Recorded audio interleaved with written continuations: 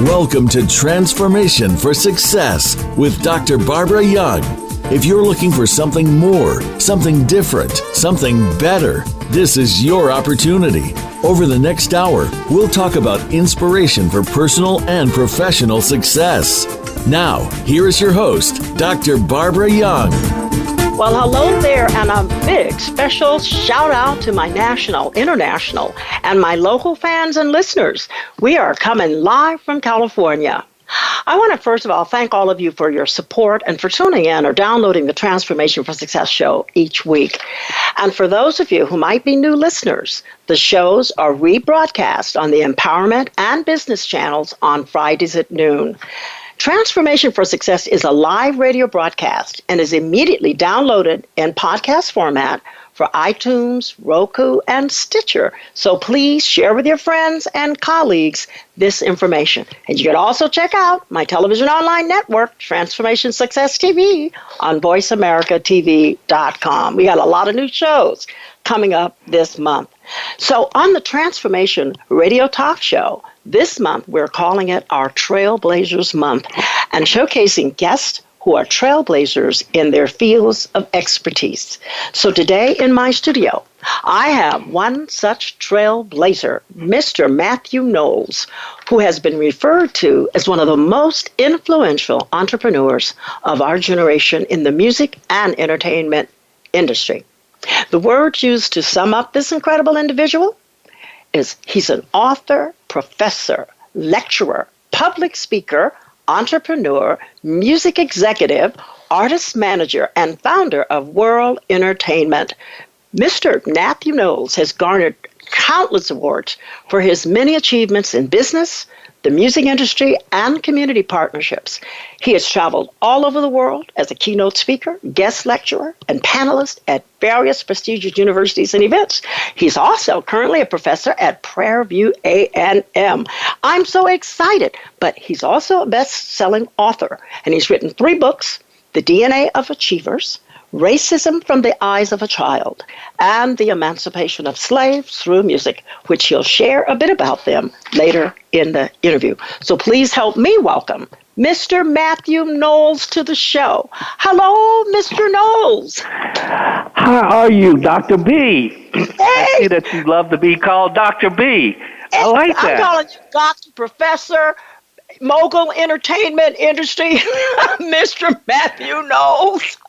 Well, you left out Beyonce and Solange daddy, because I get called that a lot of times. Beyonce and Solange's dad. I'll go through the airport and then somebody come up, are you Beyonce's daddy? I'll be like, no, I'm Solange's daddy. Well, I'm telling you, it's an incredible statement, I'll tell you. But it's great, and I want to recognize you as a dad, most importantly. And I know that the listeners are going to benefit today from your transformational journey and benefit from your sharing your experiences to educate people and to motivate them to greater success. And so I want to ask my listeners, are you really ready to hear from Beyonce and Solange's dad? So be sure to have your friends download the show if they can't hear it live. And for those of you, if you're not driving, I want to tell you, take notes. And if you have any questions of Mathew, you can call in 1-888-346-9141. 1-888-346-9141, because I'm sure he'll be glad to answer your inquiries. But let's get on with the show today, because Mathew, you've done so much as a young man from a small town of Gadsden, Alabama. Wow. How did it all begin for you? I just want to know. Inquiring minds. I've had a very, very unique childhood and life, quite frankly, and very grateful, very, very grateful. Mm-hmm. But I grew up in a really small town in Gadsden, Alabama, 30,000 people. We're talking 1952. That was the era of George Wallace. Segregation now, segregation tomorrow, segregation forever. That was his motto. Mm-hmm. My mother grew up in Marion, Alabama, and actually went to high school at Coretta King. And when my mom came to Gaston, she took that torch of desegregation and integration with her. I was kind of the sacrificial lamb, you might want to call it. I had to go to years of therapy because of racial trauma. I never, Dr. B, went to a black school. We're talking born in 1952. I never went to a black school in Gaston, Alabama, from elementary to junior high school to high school.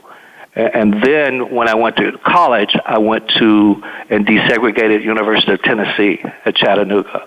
Now, how did it happen that you didn't go to, you went to these elementary schools in Gadsden? There wasn't a result of busing at that time, no? No, because George Wallace had this law that he passed called freedom of choice. Okay. Where you had the freedom of choice to go to any school you wanted to in Alabama. However, there was an exclamation around freedom of choice, and that was, you are on your own if you are black and go to a white school. We're not protecting you. Oh, I get it. So did you have a hard time, or was it a struggle for you? It was. You know, I've been called every name you can imagine. I've been arrested as a kid. A lot of people don't realize in that desegregation movement, there were a lot of children that played very, very prominent roles. Police didn't make any distinction between a woman, a man, a child. It was equal opportunity for getting beat, electric prodded, being arrested. It was some very, very tough times and some very extreme hardships. And folks need to know, and I always tell young people, I walked through that valley to see what we had to go through so we could have the opportunity to vote. And I don't take that lightly. I know. And, you know, I know I'm probably segueing into this because I was going to talk about it later, but when you talk about your experiences, and yes, you were arrested, and you're making good sense because I was doing that era myself. I graduated from high school in 1954. I went to an all-black school. Absolutely.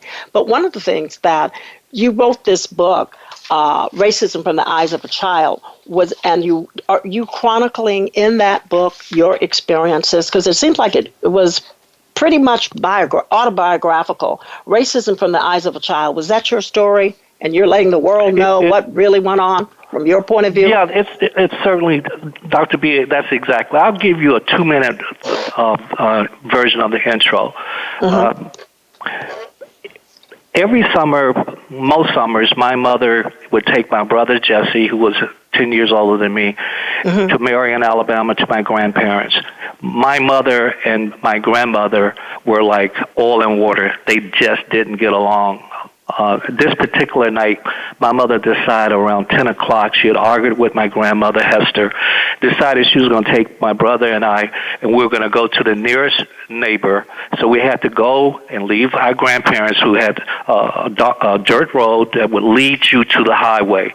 So here we are, 10 o'clock, no lights other than the stars and the moon. We're walking up the road, and then my mother's body language changed, and we began to hear horns in the distance and lights coming over from the distance. So she quickly told us we have to get in the bushes, and we have to get in the bushes now.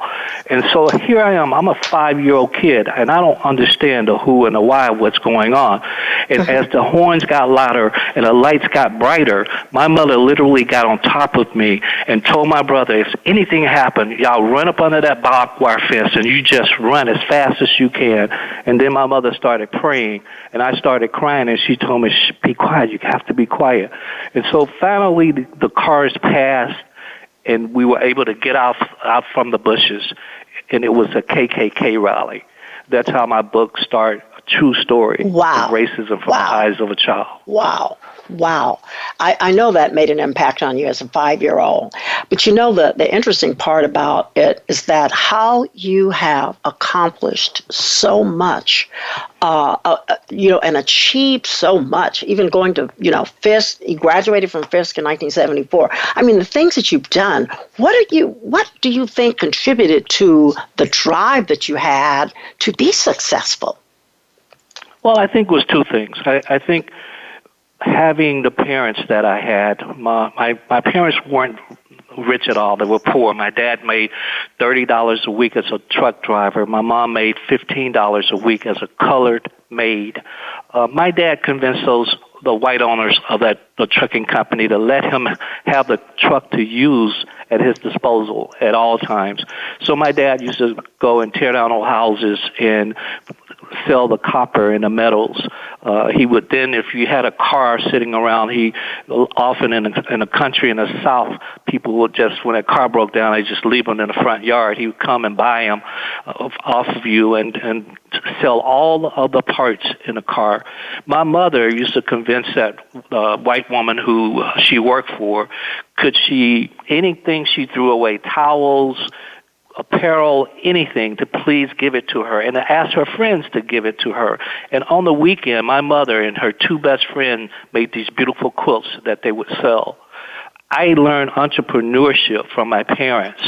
I learned that ability to make something happen out of nothing. That was part one of it. Part two was being one of the first blacks, being laughed at in school, being made to feel that you were less than and not as important, has always given me the drive to be the very best. I remember my first day at Litchfield Junior High, and we went to reading class, English class rather, and Mr. Jones, really kind white man, we would all have to stand up and read a paragraph. I stood up, I read a paragraph and made a mistake, and all the white kids started laughing, started throwing those little airplane things they used to throw when you were a kid at each other. Yes. And it made me feel like I wanted to disappear. And I never forgot that feeling. And that's been also a driver for me. It's interesting because a lot of people, there are some people who use those experiences that propel them into success. Some people, they fall behind and they never achieve what God intended for them to achieve. So that's interesting that you say that. So it really sparked you. All these early lessons of betrayals and put downs and people laughing at you sparked you to become successful. When I think about it, Mathew, when did you begin to realize that you were destined for greatness? Well, I think it was really in high school. A couple of things happened. Again, all goes back to this racial thing. Mm-hmm. I could not. I was tall and skinny in junior high. I mean, real skinny. And weren't we all? Yeah, I'm kind of glad I was skinny now. I was the tallest person in my class that's skinny. Yeah, they used to call me pool stick. but I was asked by the basketball coach because I was black, and obviously he thought I could play basketball, and I couldn't. I was actually quite awful at it. But he asked me one thing in one of the drills, and I did it, I changed immediately, and he thought that was quite impressive. The bottom line is I became a better basketball player. But it's interesting. I became a college, high school star basketball player, but it was through segregation, because I figured out the better I became as a basketball player, how differently the white folks treated me. Okay. Interesting. Okay. That was another defining moment for me. And I was going to ask you because, that was one of my questions, because I always want to know what would you say was one of your most defining moments? So you just said it. Figuring it out. I've had many. I've had many. But, again, Dr. B, you're talking to someone who lived on a dirt road with an outside bathroom until, I guess maybe I was 14, 15. And it's so interesting because Beyonce, the greatest star on the planet, and her sister Solange, her mother, Tina, also lived on a dirt road. For her parents to have both lived on dirt roads is just truly amazing to me. It is. It is. And something like a destiny. I don't know, when you think about it. And, one of the things I do know that you went to college and graduated from Fisk with a dual degree in economics and business administration. I find that fascinating. The reason why is because being such an entrepreneur, how did you figure you wanted to major in economics? Here you are, you're in basketball, you figure out that you get attention through segregation because of being a basketball player. How did you make that connection that I'm going to major in economics and business? A dual degree. Because I always wanted to be a businessman. When I was a kid growing up, I got in trouble in elementary school for selling candy. Then in junior high, I had two young kids my age. We had a route for mowing lawns, and it was my idea. And, they actually worked for me. I, in high school, worked at Goodyear Tire and Rubber Plant for 2 summers. I was always working, always wanted to be a businessman. Didn't quite know what that meant when I was a kid, but folks would ask you, what do you want to be? I said, I want to be a businessman. I always wanted to be a businessman. Really what I was saying was entrepreneur. Mm-hmm. Mm-hmm. Well, I think it's so interesting. So now you take economics and business, I'm thinking now, and then you transition that into the music industry or the music and entertainment industry. Because I know that you started out working at a company. Was it in Alabama? You started working at this company, and then you transitioned into being a businessman? Yeah, well, I in Alabama I worked during high school at Xerox, but I think you might be talking about when I graduated from college and moved to Houston from Nashville, and I got a job with Xerox. Right, I was talking about that. And you know what? We're going to take a quick break, and we're going to be right back with Mathew Knowles, because I got a lot more questions to ask him and what happened after Xerox. So stay tuned. We'll be right back. Thank you for listening.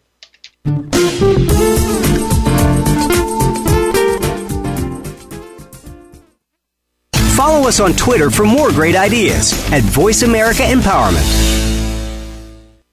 Moving forward can be difficult to do sometimes. There is always something going on.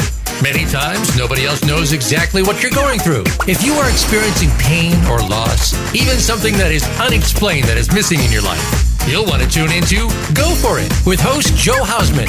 Joe and her guests will show you laughter and love. Sometimes you just need something a little positive in your week. Make that spot Tuesday mornings at 9 a.m. Eastern Time, 6 a.m. Pacific Time on Voice America Empowerment. Friend us on Facebook to keep up with what's empowering the world. Voice America Empowerment.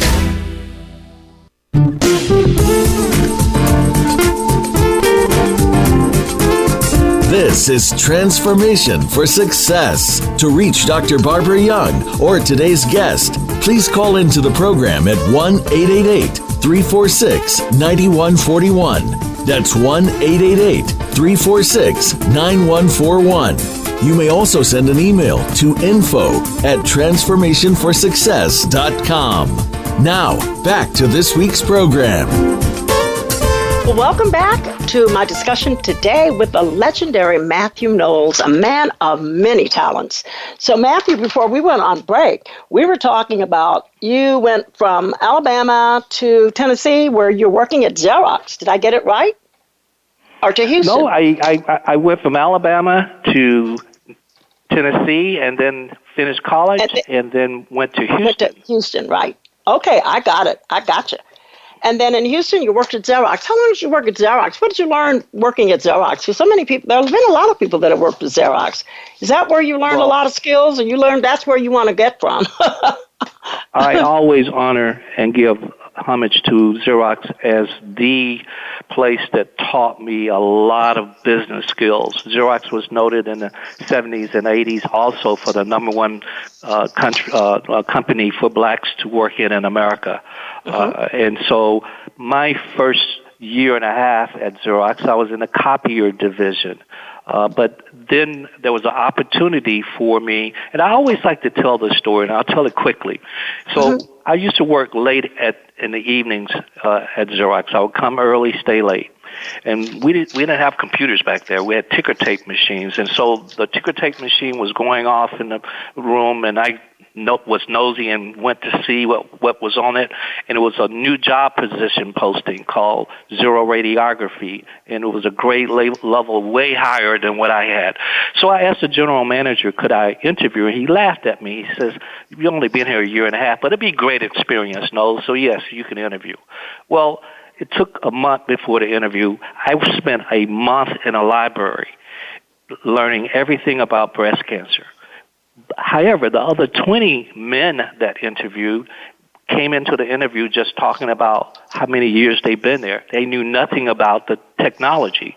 I got the job because I went to that library and studied to understand the modality and the technology. Wow. Good for you. That should be a lesson that you probably put in your book, The DNA of Achievers.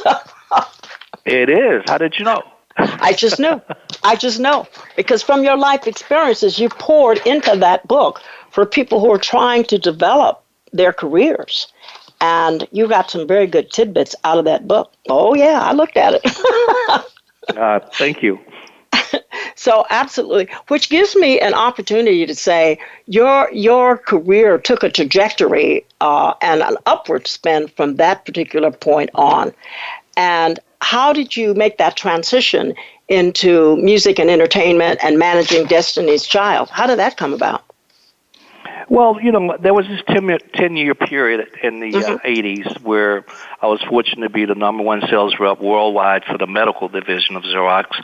Then my former wife and I opened a hair salon in Houston that in 1987, 88, around that period, we were the largest black hair salon in Houston and was fortunate to make our first $1 million then. And then I went from Xerox to Philips to be one of the first blacks to sell MRI and CT scanners in America. And then I finished my corporate career with Johnson & Johnson in a division called Codman as a neurosurgical specialist. So I took all of that knowledge of selling capital equipment. Can you imagine when back then a black man would walk into neurosurgery? We're talking head and neck, and you've got to tell that surgeon what it is he is needing to know to have this surgical procedure. You're going to be asked a bunch of questions, and you better get every last one of them right. So I had that background. I also had the marketing and sales background that allowed me, when I transitioned, keyword transition, into the music industry. I didn't just one day say, I quit, and now I'm going to do something. I transitioned. I went back to college.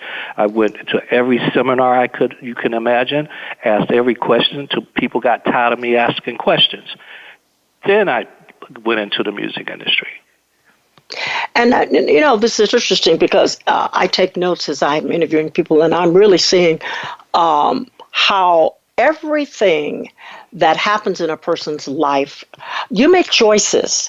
You make choices to study hard, to really look beyond and be better than the average bear, I call it, and really studying your craft, being good at what you did, but not being afraid to make some adjustments, going back to school, asking questions. And I'm sure you put this in your DNA of Achievers. It's all there. And also, one of the things is that, one of my favorite chapters in the DNA of Achievers is learning from failure. Because I look at failure and mistakes so differently than a lot of people. I look at failure and mistakes as an opportunity to grow, not a reason to quit. And most people look at it as a reason to quit. I see it as an advantage. when I fail and make a mistake, because that's how I learn. I have never learned to become better by my successes. It's been from my failures that I've learned to become better. One of the things I'm picking up from you, too, that you learned, and that was patience. Yeah. I have, to a degree, patience. The music industry is not an industry where you can be too patient. No, well, I meant patient in it's not accelerating and moving ahead of time, like I call it, because in the spiritual perspective, it's getting ahead of God. It's like you have to be in sync, otherwise, you miss something if you're trying to be in such a hurry. That's I guess what I was implying, and it seems like you were doing that. Yeah. I mean, you're taking time. You spent time in the salon business, in the hair business, for 10 years. Right. So I'm just saying. For 17 years, we actually one day called a meeting with all of our staff. The Destiny Shaw had become very known, and we actually gave the hair salon to the most unlikely person you would ever thought. This young man who didn't have at first a lot of talent, but would come to work early, would stay late, would ask questions, would train. It wasn't a dry eye in the house. We just gave him the hair salon. Oh my goodness. Well, that was another defining moment. Would you say that was another one of your defining moments? Yes. Wow, this is so interesting, and I'm sure a lot of people will be curious about Mathew Knowles. How many people really want to know just who are you really? What makes you tick? What makes Mathew run? The man of many talents, and I'm so happy that you're sharing today just your heart and some of the things that you've done, and really being very transparent about it. But learning from failure. Go ahead. Yeah. But I was just saying, Dr. B, I used to be, because one of the key traits of being an effective manager is being behind the scenes and letting your artist shine. The role of a true manager is when there's failure, you take the credit for the failure. When there's success, you let your artist take credit for the success. And I used to live in that role. I'm not in that role anymore. And so it's time for me now if I don't tell my story, he will tell his story. And I prefer it's my story versus his story. And I think that's great. And one of the things, I was going to say, because you started to write, you've become a college professor, you have switched professional, a career. You had an incredible career. And so what would you, say about your experiences making that transition to be the college professor and in a classroom and then writing these books? So share a little bit about your experiences as a college professor. What was that like? Sure. From going from manager to, entertainment, music, managing being behind the scenes, taking the failures, letting your artists be successful. Then it's your turn. When did you decide it's my turn now?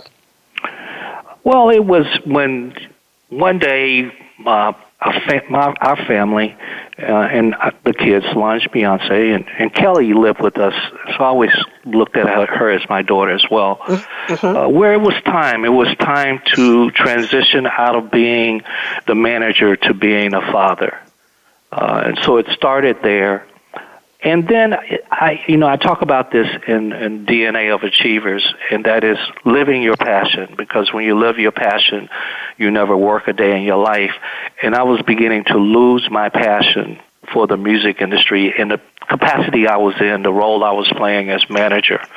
I went back to school. Something you'll see about me, I want to be an expert at what I do, and I work very hard to learn my craft. So I went back to Cornerstone College, Christian and Bible College in Indiana, and I got my MBA in Strategic Planning and Organizational Culture, and I got my PhD in Business Administration.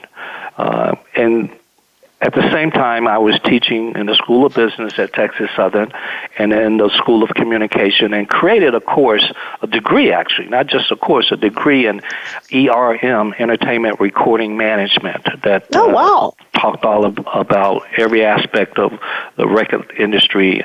And what I thoroughly enjoy is the classroom, and I thoroughly enjoy public speaking. I do a lot of that all over the world, and just telling my story and connecting with people.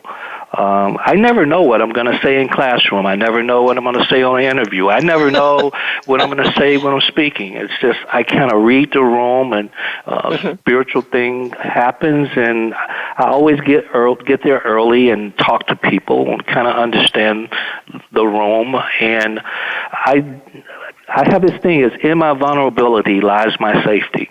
And I think people know when you're not being truthful and honest. Right. And so I'm vulnerable to people. I share my goods and I share my bads, my ups and my downs, and I don't sugarcoat them. That's good. I'm sure your students admire you for that. Now, are most of your students older adults? Or are they young? What is the age range of your students? These are each class has a certain criteria. So this is from freshmen to seniors. Okay. I also have taught in grad school as well, media entrepreneurship in grad school. And, I lecture around the country and the world. I lectured in the last 6 months at Harvard, at Cornell, at Alabama A&M. So I go all over. I know you do. I was reading about you. That's what I thought about your experiences as a college professor. What do you think has been one of your most remarkable experiences that you have gained from being in this particular profession, being a college professor? Well, I think one of the things I've gained is students today, and I think even back then, they want practical experience. They want to learn from someone with practical experience that's done it before. And it's not about all the degrees. I went back to get those degrees because I thought it was important that I showed to my students that I gave my very all to learn as much as I could. But still, what they love, I think, about me is that I teach them, number one, critical thinking. Then I teach the course. I've never taught from a book, and I don't say this with any arrogance or ego, what I'm about to say. I don't teach from a book because I am the book.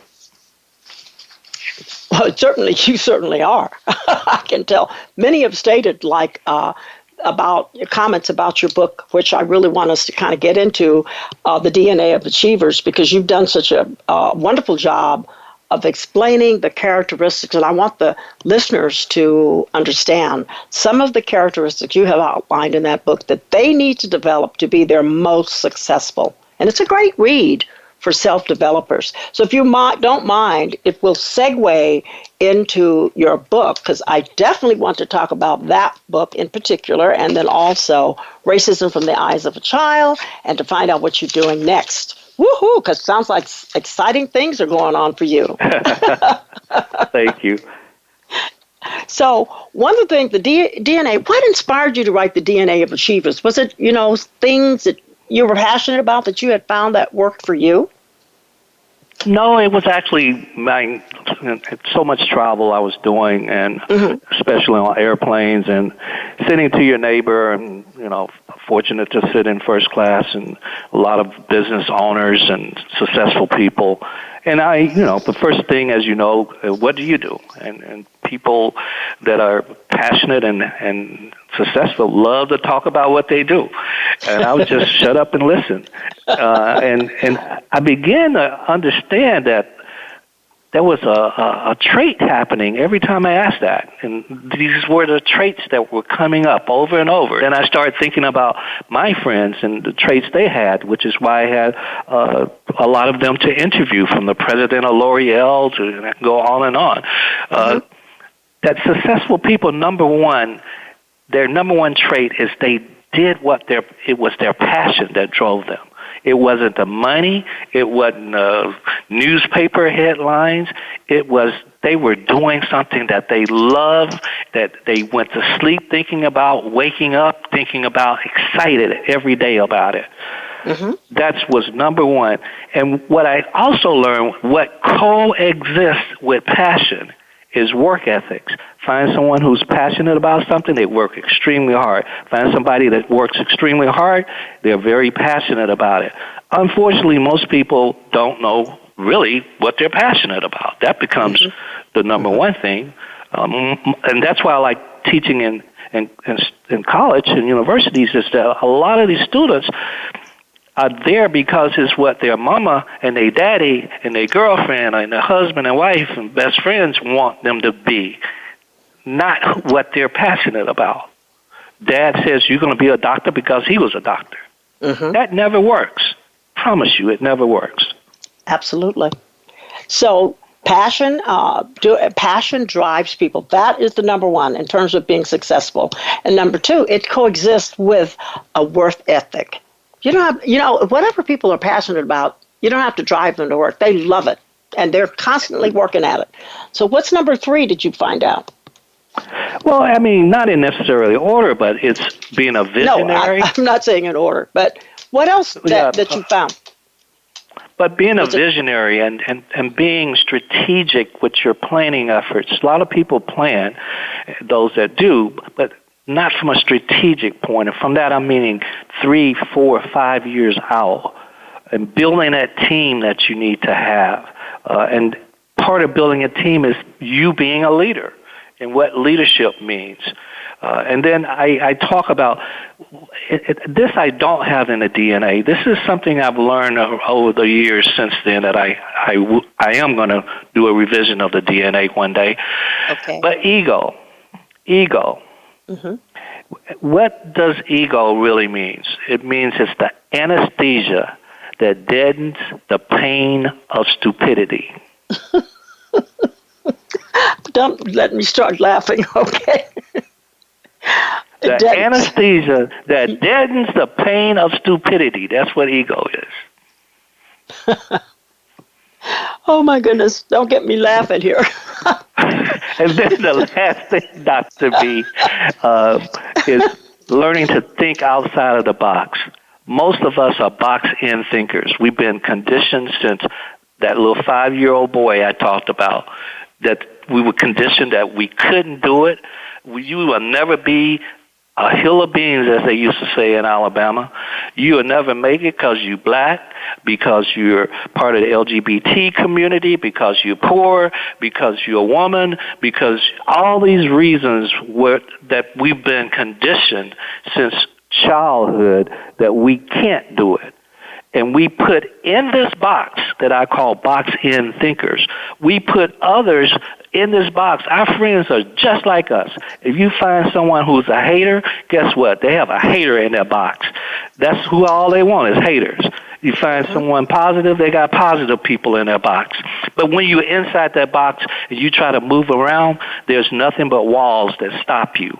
But once you step outside that box and start thinking outside that box, there are no walls. There's nothing can prohibit and stop you from doing whatever your passion is. Well, we're going to take a quick break. You got me going now. I got you going now. The people got to get a new mindset, and you got to think outside of the box. You got to step out of that box, and you got to get rid of those haters, get rid of those doubters that are in your life. And we're going to take a quick break, and we're going to be right back with Mathew Knowles and more inspirational messages and help for success. Thank you. We'll be right back.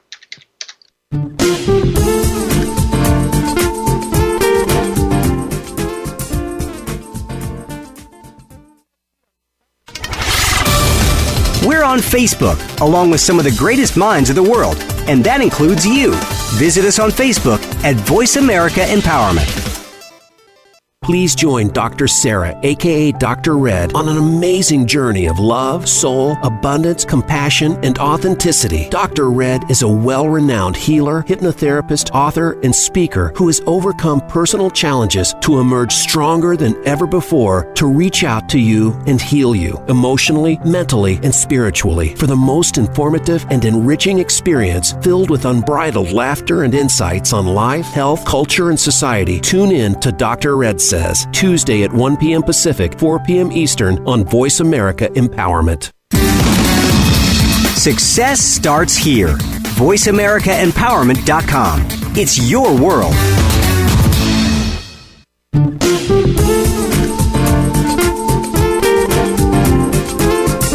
This is Transformation for Success. To reach Dr. Barbara Young or today's guest, please call into the program at 1-888-346-9141. That's 1-888-346-9141. You may also send an email to info@transformationforsuccess.com. Now, back to this week's program. Well, hello there, and welcome back to my absolutely wonderful and entertaining interview with Mr. Mathew Knowles, author, educator, professor, speaker. I'm calling him Dr. Daddy, father of global dominant entertainer, Beyonce, and her sister, Solange. All right, did I pronounce her name right? Solange? Close, Solange. Solange, all right. Okay, this is Solange and Beyonce's daddy. Okay. Oh my goodness, you run through the airport and they'll ask you, are you really Beyonce's daddy? Yeah, I'm a daddy. Okay, well, we are talking about some of the success tidbits that he's written in one of his great books, The DNA of Achievers, and he's really done a great job of explaining some of the characteristics, and I really like ego, what it really means, what do you say, the anesthesia that deadens the pain of stupidity. That deadens the pain of stupidity. Wow, that's a mouthful. That's what ego really means. And one of the things that you talked about that I agree, that people can get in a box and really not realize they're in a box with haters and it's really hard, I think, for some people. I hate to use that word hard, but I think it's difficult for some people to step out of the box because they don't really realize that they're in a box. Right. They're just like, they're boxed in and they don't really realize it. One of the questions I wanted to ask you, too, is that do you feel that, and in light of all of that we're talking about, that there's a shift occurring in this country, a shift? Do you feel it, or have you even talked about it? A little bit of a shift? No, there's absolutely a shift in many ways. There's an economic shift that's happening. There's a absolutely racial shift that's happening in America. Yes. And it's happening at a very rapid rate. It was always there. It just didn't have that one person that could ignite it. And so now it's been ignited. And we've got to really, really speak up, speak out, speak against racism, sexism, xenophobia, quicker, sooner, faster. Well, and that kind of leads me, from DNA of Achievers, I think. Is there anything else you want to add to that? Because I really want to get on to racism from the eyes of a child, but to talk about how you kind of examine the backdrop of discrimination, tracing your family's roots post-slavery from the 1800s up to the civil rights movement. And I want to get into that, talk about what you wrote this book and what do you expect the reader to gain from that. But basically, I want to just reflect on DNA of Achievers because I think that was a great book. And for those of you, you really need to get it because it's a great read for those of you who are still in that stage. You need to be doing better, not being bitter, but being better. So is there anything else, Matthew, that you want to share on that book before we move on to racism from the eyes of a child? Let's move on. I'm gonna hope that people just simply go to my website, MathewKnowles.com, and buy the book, and I'll sign it and ship it to them. Okay, good. Get that book, DNA of Achievers. It's a good read, and for self-developers, I want a copy autographed. I'm going to get mine personally. Okay. All right. Now, your second book that we talked about, Racism from the Eyes of a Child, and I like the intro of From the Eyes of a 5-year-old. And you integrated a lot of your experiences in that book, and even including what happened to you in the corporate world and the music world. But what did you want the readers to gain from this book? And I said it. I really, I'm sorry, I cut you off. You were about to ask another question. The thing is, my first question, and I was getting ahead of myself, was it cathartic for you? Because when you write a book like that, and it gets into such personal, intimate kinds of things that you hadn't thought about, maybe were buried, was it cathartic for you? And what did you learn about you in writing that book? Well, that's one of the reasons why I wrote the book, was to revisit those emotions and feelings. I talk about the book in the book. I did 10 years of therapy just on racial trauma. And I give you an example. When I was 11 years old, I went to the dentist the first time. Back then, they were colored and white waiting rooms. You had an appointment at 3. After the dentist finished with the white patients, they'd go to the colored patients. Well, it's now 5, 6 o'clock. He's trying to get to dinner. Didn't really care. Here's a little kid, first time at a dentist's office. My mother wanted to go in a room with me. They wouldn't allow her in the room. They said all of these needles. I'm hearing all of these sounds, and I'm scared. I have my first anxiety attack. And as a result of that, I had to go to the therapy to go to a dentist. And I've been lacking, still to this day, I have fears about going to a dentist. That's what racial trauma can do to you. Wow. That's also what I can understand women when they talk about 30 years something happened to them. That is real. That is true. And it's implanted in your mind. It's really, I understand. My first time at a dentist was something comparable to that. Well, so what do you want the reader to get out of that book? Because we are now honestly, there's a lot going on. And as you said, racism is now rearing its ugly head, or it has been from your point of view. It's always been there. And I don't think many people have recognized its venom. But what did you want the reader to take away from this book?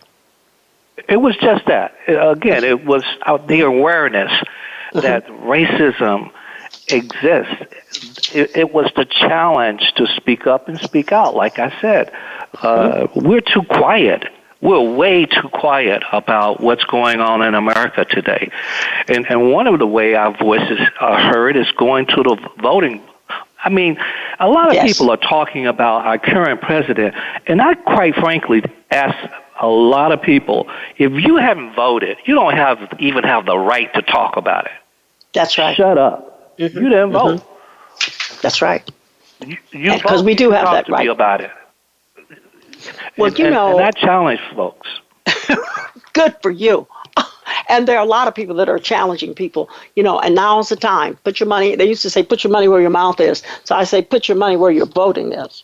So, Mathew, right. I know that you have so many talents, and we're running out of time. I'm going to have part 2 with you. And you are planning I would love to have part 2. I want to have part 2. We got to get part 2. Actually, I would love that. I want you on TV so people can see you. You're planning some new things on the horizon, and I understand you've got an upcoming, is it play that you're doing with J. Carius Johnson? Musical with Jacarius. He's a Houstonian as well. It's Destiny's Child Survivor, a musical that we hope to have up and running in February, which is Black History Month. We'll start in Houston. Great. I've been working 2 years on Destiny's Child, The Untold Story. I should have that ready somewhere, and again, being strategic and putting all of this Destiny's Child products together. We have the first unreleased album of Destiny's Child when they're called Girls Time. So we have book, we have a record, we have a musical, we'll have new merchandise. Oh, wow. All packaged together. So, the next 12 months to 24 months will be a lot about Destiny's Child.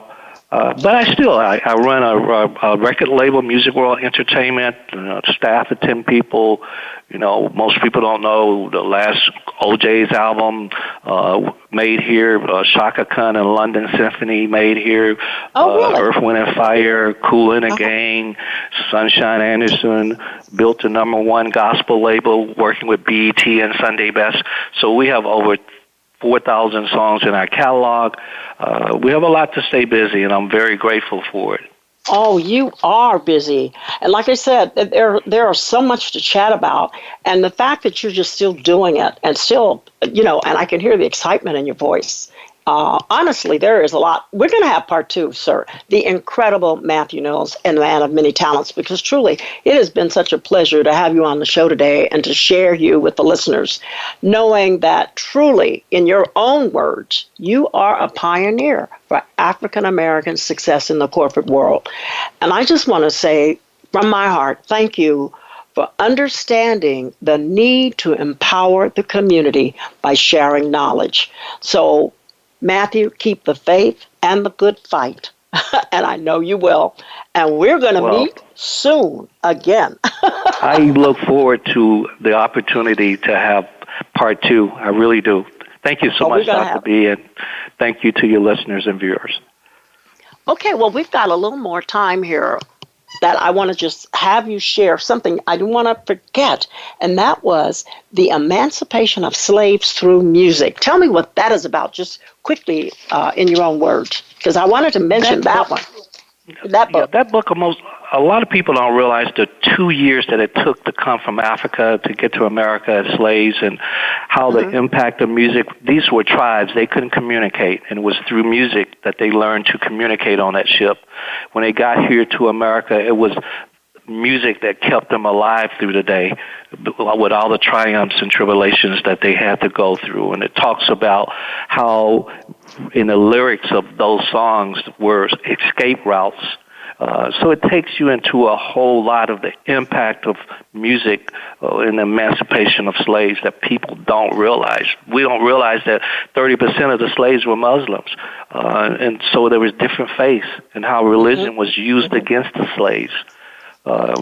So it goes into that in great detail. Well, I'm glad to hear that. So I want people to get that book too, because I think you bringing something to the forefront that many people are not aware of, and I wasn't, and I have to be frank about it. In fact, how music still connects and ties us even to this day. Gospel music. I mean, there's a genre of, in the Christian community, the music that still connects us today. And I hope it's going to be music that's going to help to free us from some of the differences, from the hatred, so that we can bring back love in this country. One of the things I did a Facebook Live about you coming on the show, and I ended it by saying to be kind and to be loving to one another. So many people are going through things, and I know listeners, some of you out there are going through some challenges. You're going through some trials. We know the economy. Everybody said it's great, but I do know that many people are suffering. Here in California, we have distances to drive. Gas prices are high. There are things that are happening. But I want you to know, as Mathew has said, there are things that you can do to be successful, and that is not hang around with the losers and the haters, but to be loving and to smile at someone when you see them. Look in their eyes and say hello and smile. It might be a person that you're saving their lives that day. So, Mathew, as I close the show today, I just want to say thank you so much. I have just really enjoyed this. It was a delight and a pleasure to have you on the show. I'm going to be calling you for part 2. I look forward to it. I just want to share 30 seconds. Share. A prayer that was once given to me on the back of a card. It said, pray not for a life free from trouble. Pray for triumph over trouble. For what you and I call adversity, God calls opportunity.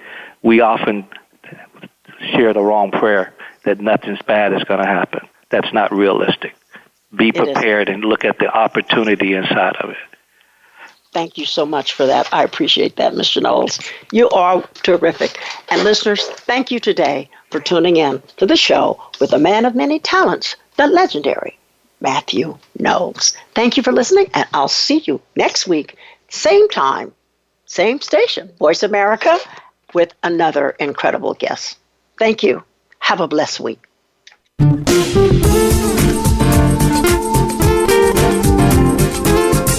We appreciate you joining us for Transformation for Success. Please join your host, Dr. Barbara Young, again next Tuesday at 3 p.m. Eastern Time. That's 12 noon Pacific Time on the Voice America Empowerment Channel. Or join us for our replay every Friday at 3 p.m. Eastern Time and 12 noon Pacific Time on the Voice America Business Channel. Have an outstanding week.